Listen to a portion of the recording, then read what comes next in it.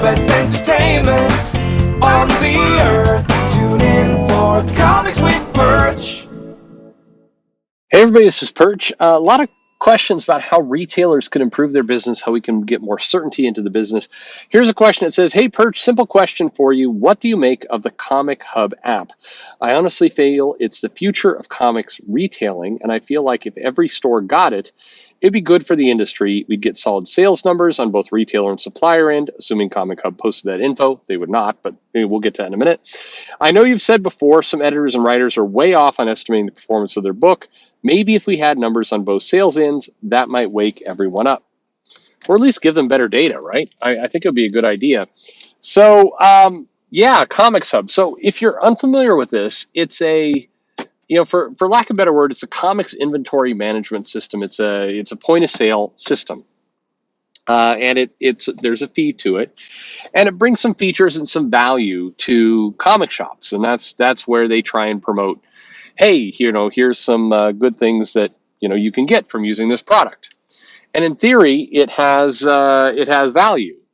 However, it also here's the big flaw to Comics Hub. It's as valuable it becomes more valuable the more people use it. Okay. So, but because it's at a fee, because there's a pay to get the system, and because right there, that's the problem.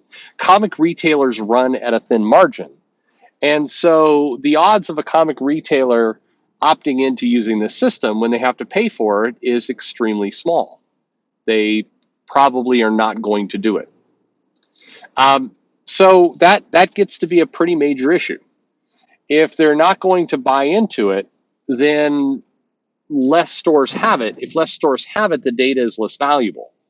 So the product is stuck in a bit of a chicken or egg kind of problem, where it needs more shops to adopt it, and until more shops adopt it, it's not going to be that valuable. Now, it does drive value to the individual stores.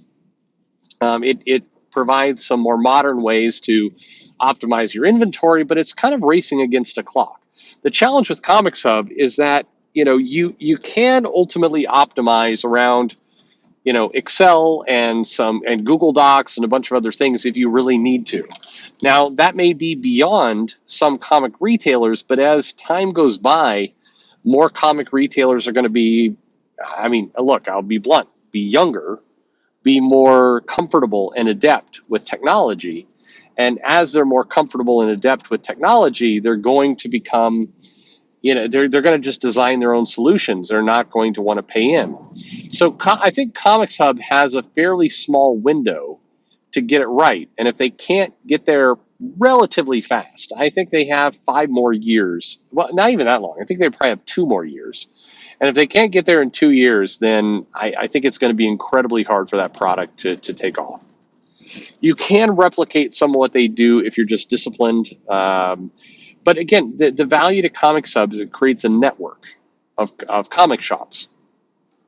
It opens up an interesting question. So if you were trying to sell technology into comics, you're in for a pretty rough go of it, because a lot of comic shops, they are tech averse. They do not inherently understand or want. Keep in mind, a lot of retailers really resisted the idea of going to digital credit card transactions. They were using the old-fashioned carbon paper and that old kind of machine that you would rub the card number into paper. That's what they were using. Several comic shops resisted credit cards entirely. They were cash-only businesses for a long time. When Diamond started doing online things, started phasing out other parts of their business, there were a large number, much larger than other places, of retailers who really objected to the idea of, you're going to take away my fax. As soon as you took away the fax, so if you have retailers pushing for the return of the fax or writing things on yellow pads of paper, it still is amazing to me how many comic shops manage their business via steno notebooks and pen. That is pretty common. And it really, in many cases, they're not doing enough volume where they feel the need to change. And if that change is going to come at a fee, they're not going to do it. The problem with Comics Hub is Comics Hub has not convinced the greater retailer community that if they are connected in some way, that it will be a benefit to them, that they can move inventory, that they can order smarter. For whatever reason, they have not put the value proposition into the product.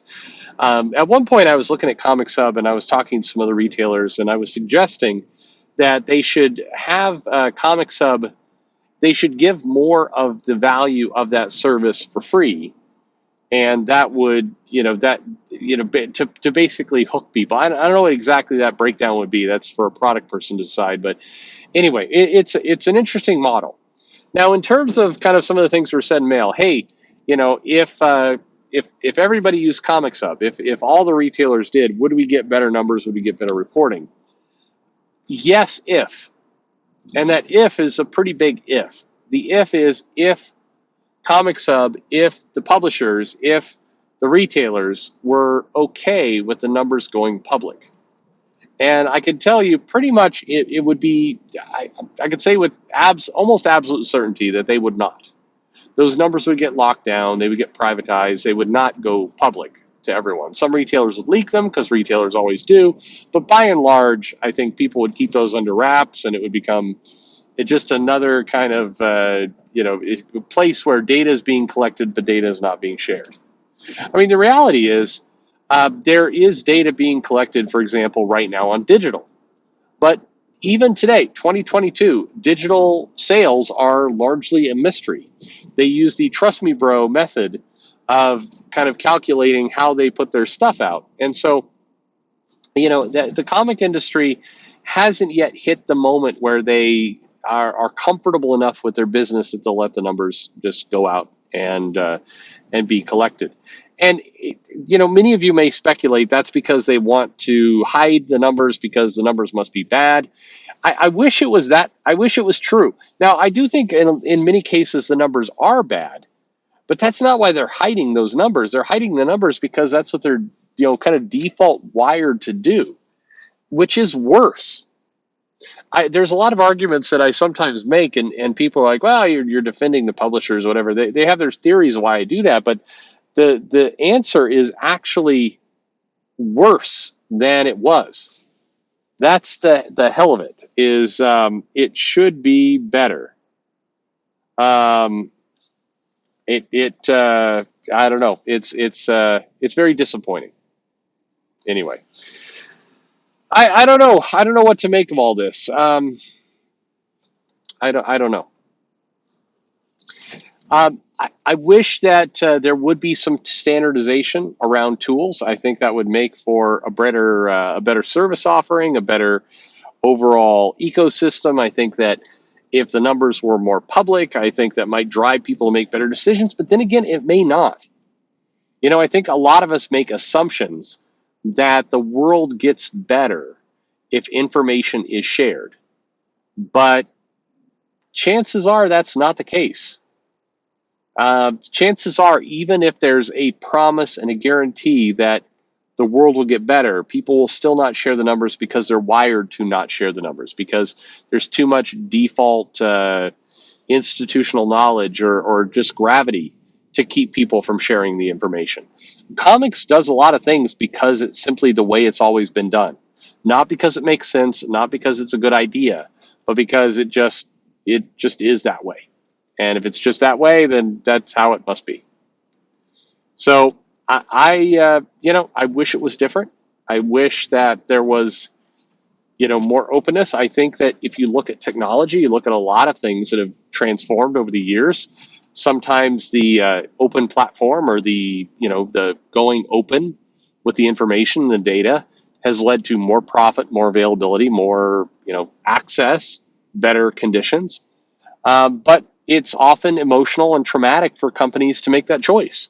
And comics is clearly not there. I mean, look, you have people, you have reluctance at times to just share basic average pay rates of what people are making, where the reality is, if pay rates were shared, if there was that information that was put out there, it probably would result in, people being able to negotiate and get, improved money in comics, but they hide it anyway because that's just how they're wired to do it. Put it another way to put it is for many years, and it still is kind of this way. It hasn't changed. Marvel would play tricks in the comics they shipped, in overships, and in other things in order to beat DC in the sales numbers. This was important to them. They would put effort into that. Who cared? Nobody cared why they did this. None of it mattered. That was the very weird part of it. Marvel did a lot of things at their own expense in order to win. The reality is nobody was keeping score. I mean, if it wasn't for Comic-Con, most people would not even know they took first place during a month. It wouldn't matter. So why were they playing the game? There's a lot of stuff like that in comics where people play very stupid games. They compete on things where there is no victory condition. There's no. It is confusing who they're competing against, but they do it anyway. So anyway, that's where things sit. So what do I make of that? Do I think the comic sub would help the comic industry? Yes, I absolutely think it would. Do I think that it's likely comic sub is going to be successful or ever adopted to the point where it would actually add value? I don't think so. I don't think comic shops are going to buy into it.